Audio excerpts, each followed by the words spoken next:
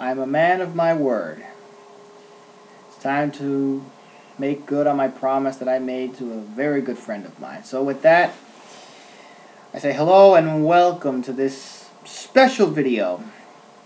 For those of you that don't know me, I am the host of the YouTube series and talkcast, so a simulcast as some might say, of Bulls on Parade Talk. Your host Joshua Signs here. And as I said to start this video, I made a promise that on the Friday before the Super Bowl, I would make my pick. I would analyze both teams, both situations,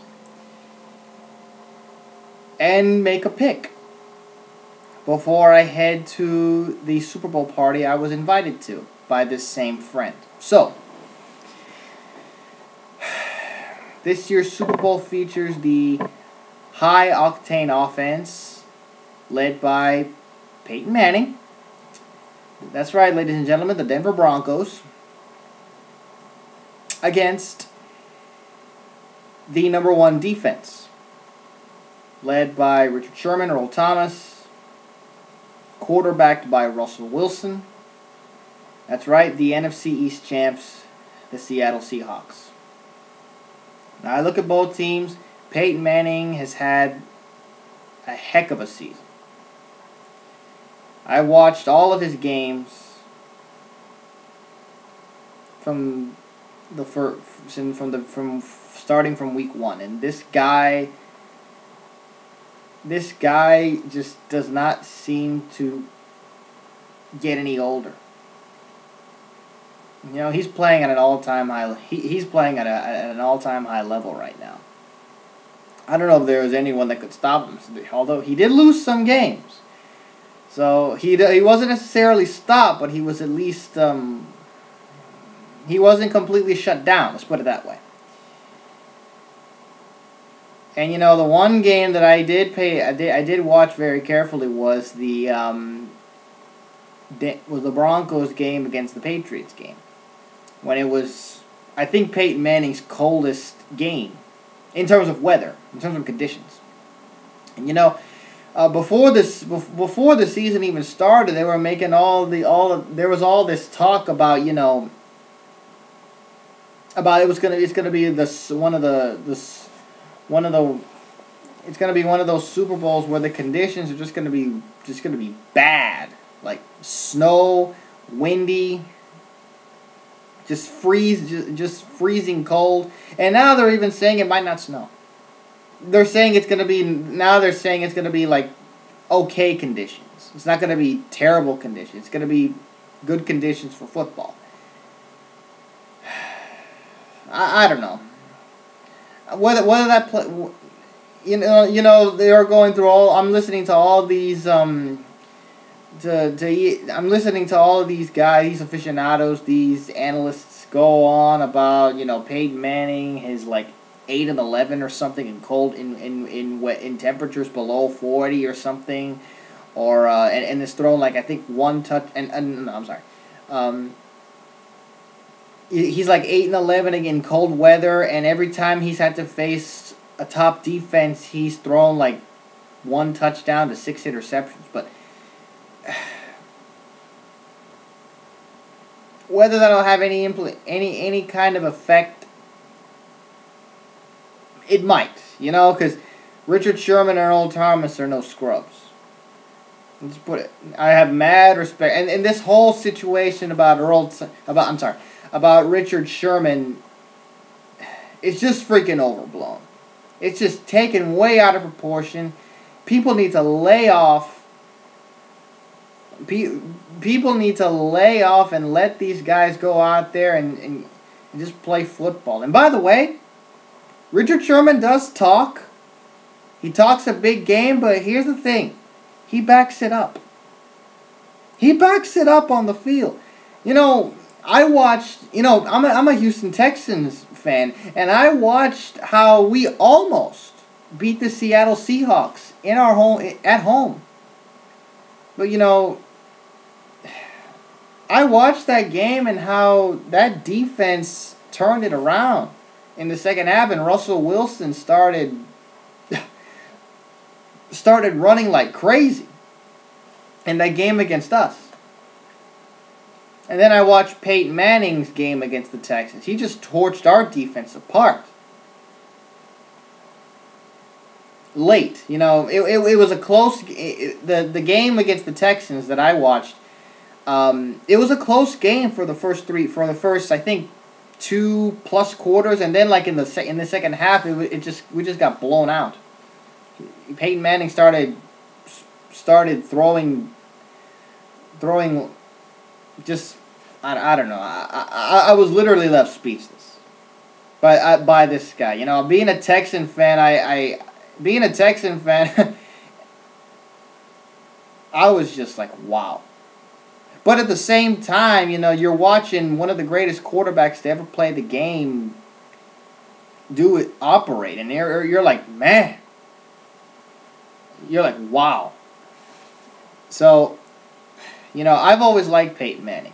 Of course, I don't like him when he plays against Houston, but that's a different story. I have nothing but mad respect for Peyton Manning. 4-time league MVP, 1-time Super Bowl champion, has been to 2 Super Bowls. Is just the ultimate commander of the huddle. When he's got you on your toes, he's got you on your toes. So, but anyway, I digress from that notion. I want to go into a little bit of a matchup that I think is interesting. But a matchup that I believe is interesting because I'm noticing a trend with this Seattle defense.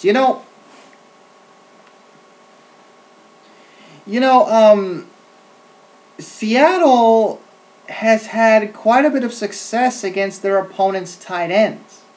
I mean, think about it. They played New Orleans. Jimmy Graham, I don't have the stats in front of me, but Jimmy Graham barely wasn't productive at all in that game. And and then they go up against the 49ers. I don't have the stats in front of me, and for those that do have the stats, feel free to tell me in the comments section below. But last time I checked, Vernon Davis had some struggles. Not only in this game, but in the regular season matchup.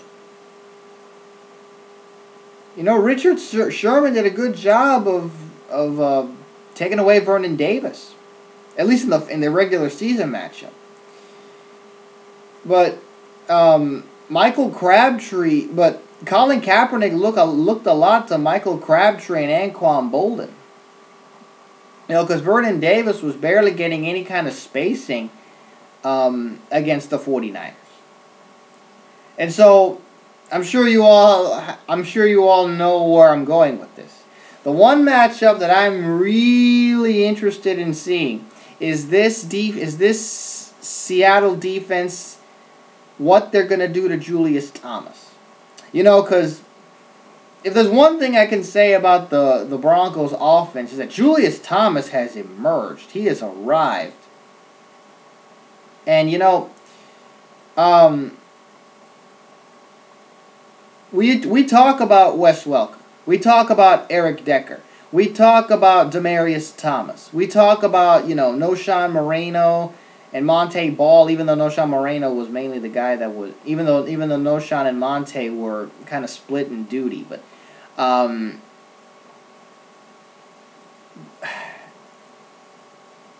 the one guy that has emerged as a premier weapon in this offense is Julius Thomas.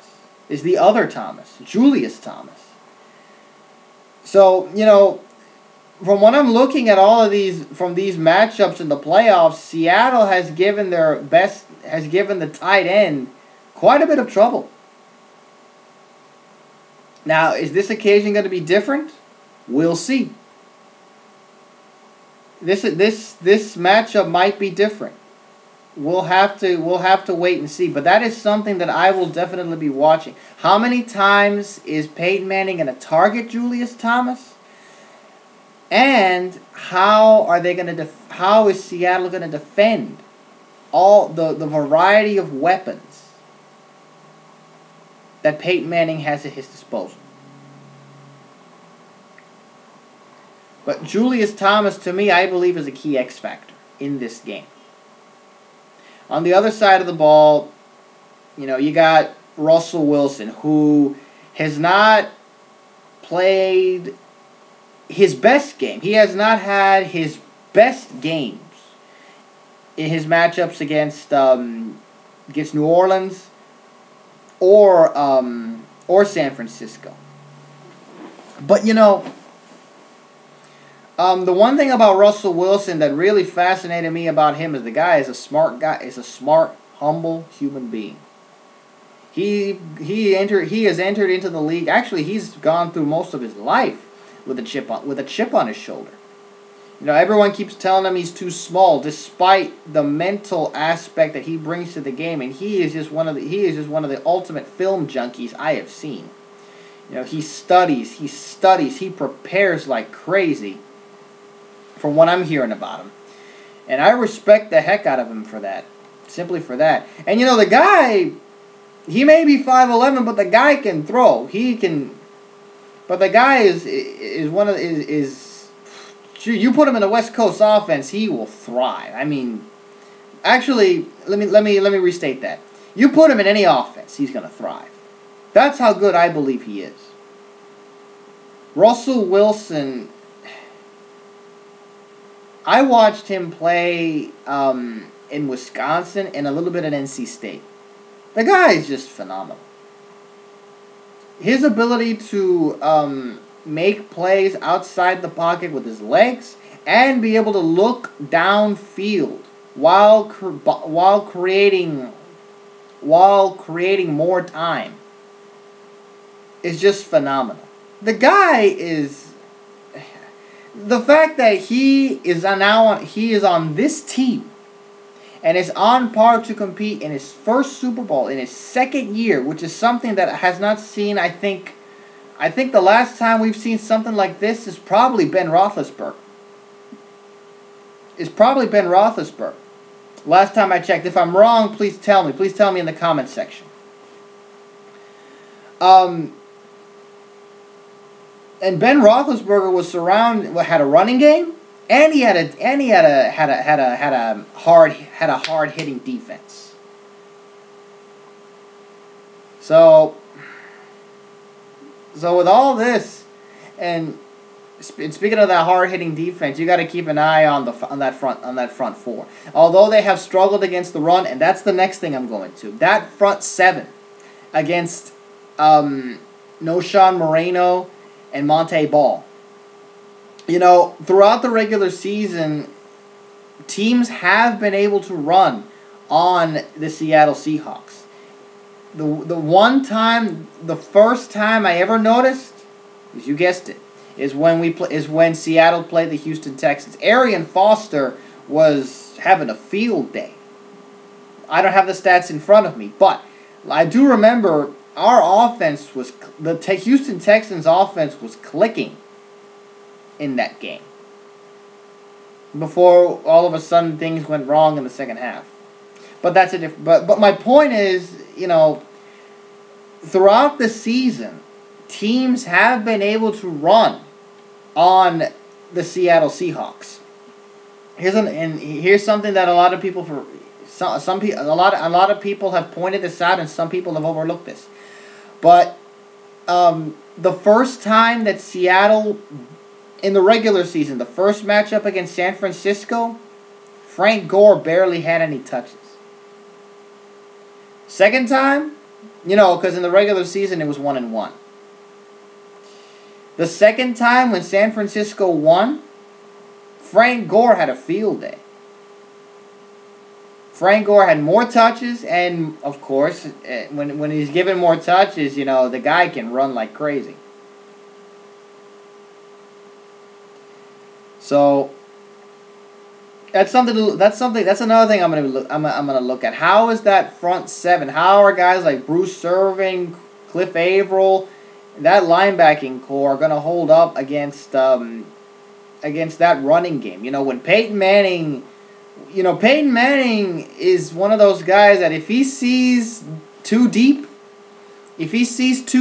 off coverage, he's gonna call that draw. He's gonna call that stretch. He's gonna call that dive. He's gonna call the run play if he sees that soft coverage. So that's something to look for, because Noshawn Moreno and Monte Ball, they've had pretty good seasons too. Another thing I'm going to be paying attention to is Marshawn Lynch against Denver's front four. You know, because Von Miller has not seen significant playing time, especially late this season. But you know, I watched that New England that AFC Championship, and Peyton Manning was having his way. You know, he was not just Peyton Manning and his wide receivers, but the running game. But that's not where I'm going. But that's not what I'm getting at. The point is, Peyton Manning was able to torch that defense apart. My other point that I'm trying to make is, when New England tried to run on Denver, they couldn't get anything going. New England could not get anything going in the running game. You know, LeGarrette Blount, despite the huge game that he had against Indianapolis, he could not get anything. He could not get loose against Denver. Neither could Shane Vereen. None of them could. No one ever got loose. So when there was no running game, when there was no threat of the running game and no defense, Denver had the clear advantage.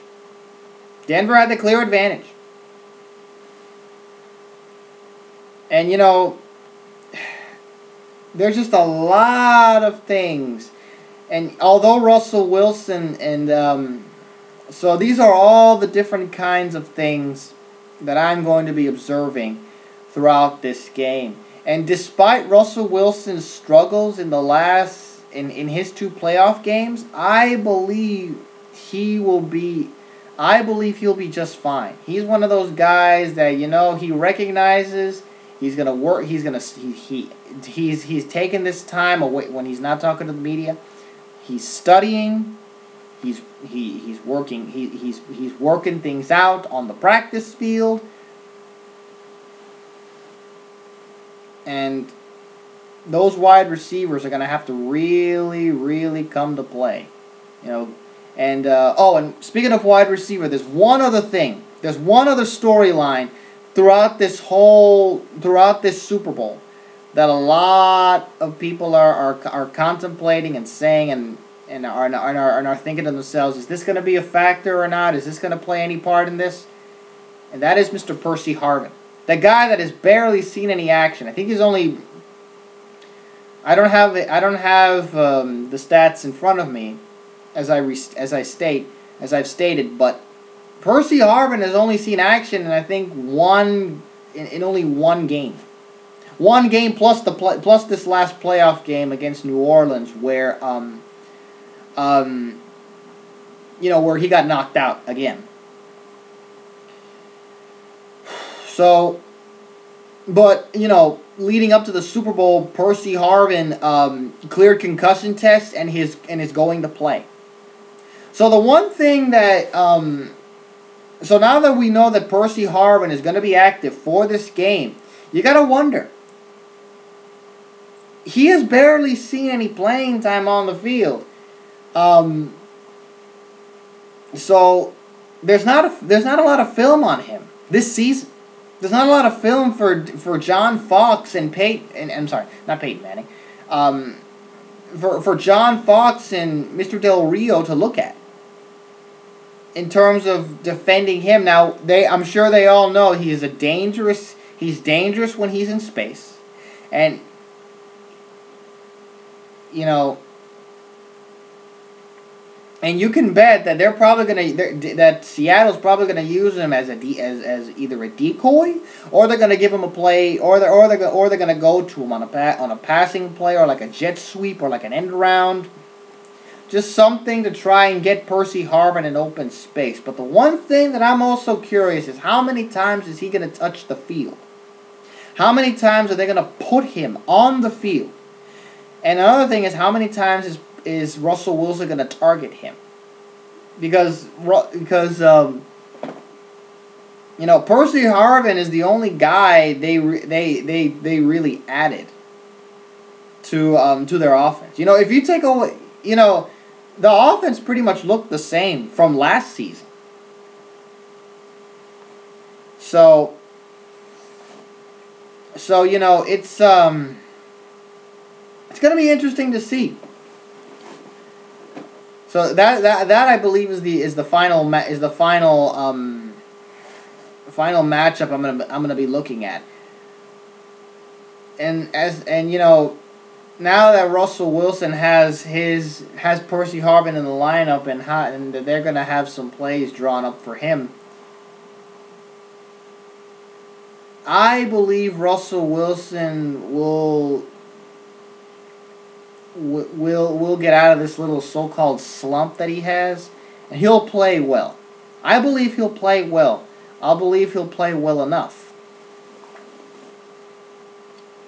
And so, with all that in mind, it's time for me to make my pick.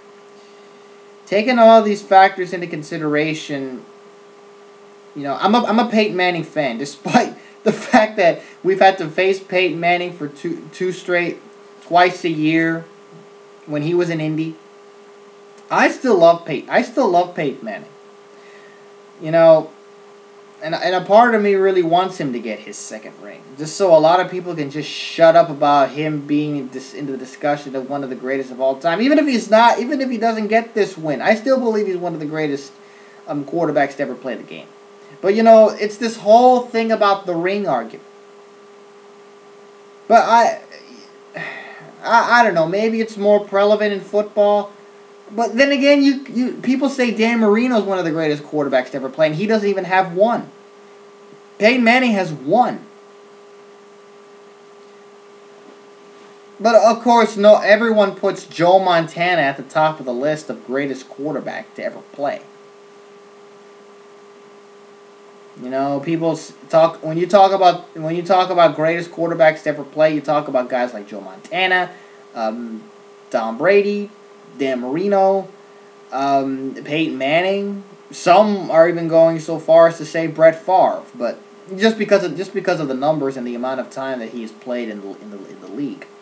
But the fact that there are some people out there that say that Peyton Manning is not one of the greatest quarterbacks to play because he only has one championship and has shrunk and has not played well in the postseason, just get over it. The guy is great. He is one of the ultimate field generals. You go out there. I'm sorry. You turn on the TV, you turn on NFL Rewind and all this good jazz. Any kind of film you can pull up on Peyton Manning. When he's calling the plays, when he's at the line of scrimmage before the snap, he is just yelling. He knows he's putting everyone in position. He's audibling to his receivers, adjusting protections, finding the mic, finding the weak, finding the mic, identifying blitz, identifying soft coverage, checking to a run, checking to a pass, checking to a screen, checking to all this good stuff, all these different audibles. Peyton Manning is the ultimate field general in my mind. I don't think I've ever seen anyone command a huddle like he does. So, a part of me wants Peyton Manning to win win this ring. And Peyton Manning is going to be reevaluated by his doctors in this offseason to see. Some people are even saying that this might be Peyton Manning's last game. Some people are saying Peyton Manning might retire after this season. Now, I don't think he should. I don't think he would yet. I don't think even if he won, I don't think he'll retire just yet. I think there's still enough left in him for at least maybe 1 or 2 years. One or two more years is my guess.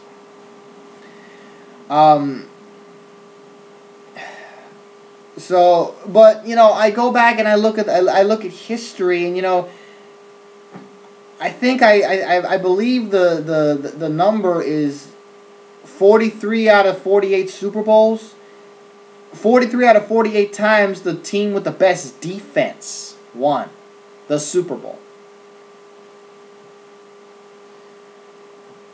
And perfect example is the last time the New York Giants and the New England Patriots played in the Super Bowl.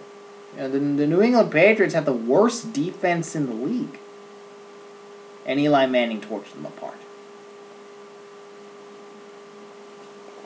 And speaking of that Super Bowl, a lot of people are still angry at Wes Welker for dropping that one pass in the Super Bowl.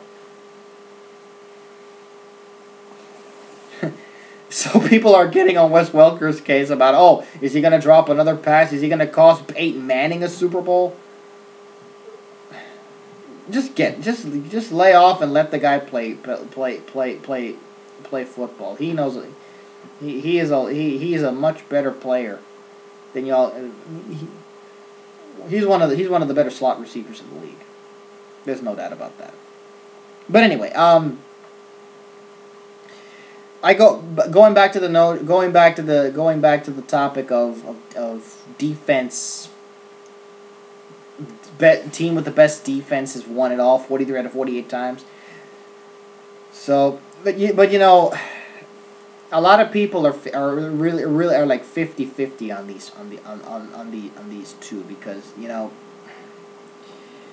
it is just, I don't remember the last time we've ever seen this kind of matchup. Actually, I think the last time that we've seen this kind of matchup was the last time Peyton Manning was in the Super Bowl, which is against the New Orleans Saints.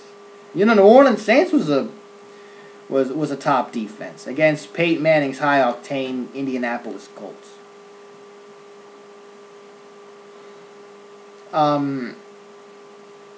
So, and we all saw what happened there. Peyton Manning threw a pick six. Tracy Porter throws a pass. Tracy Porter intercepts it, and then all of a sudden, the Mardi Gras starts early in New Orleans. You know what I mean? A lot of you hear all these sayings.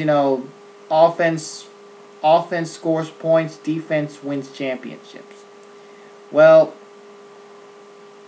football is the ultimate team sport. Let me say that again. Football is, I believe, the ultimate team sport. It takes more than just one guy or one unit to win the game. Everyone has to play a part. Your quarterback has to throw. Your running back has to run or block. Your offensive linemen have to block. Your wide receivers have to run routes, have to block. Your defense, your front four, your front three, your D-line basically has to apply pressure, has to defend against the pass, has to defend against the run, has to tackle, has to work together to ensure that. And notice the key term that I use. They have to work together. It's the ultimate team sport. Which is why When perfect example, I just recently watched this documentary on NFL Network when John Elway won those Super Bowls. He had a running game. He had Terrell Davis in the backfield, and he had a hard hitting defense with guys like Bill Romanowski and Shannon Sharpe playing defense under Mike Shanahan. You know, a lot of these teams, you know, Eli Manning, when he won his 2 Super Bowls, he got hot at the right time, and his defense was just, they were applying pressure on Tom Brady. They were making him, as Stephen A. Smith says, tap dance. They were making him tap dance, especially because they applied pressure up the middle. And that's how you gotta apply pressure to guys like Peyton Manning or Tom Brady. You gotta apply pressure up the middle, and that is what I believe. And I really believe that Seattle is going to apply this. Is gonna try and apply the pressure up the middle. You know, with Russell Wilson, because of his scrambling abilities, you have to stay in. You have to be disciplined. You have to. You cannot play too far upfield, but you can't play. You can't mush rush too much either, because he's gonna find lanes, or he's gonna find his receivers, within the structure of the play. So there's a lot of things to defend. For both teams. Both teams have a lot to worry about. But you know, I look at this. So, going through all of these analytics, all of these numbers, all these stats, history, going back and forth through all this, and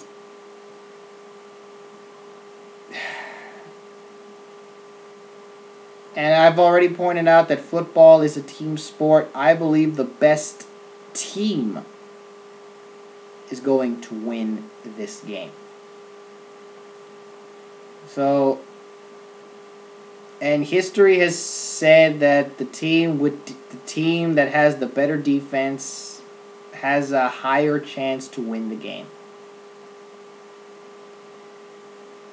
And so, I hate doing this to the great Peyton Manning, but I am going to pick Seattle to win this game, for all the reasons I just pointed out.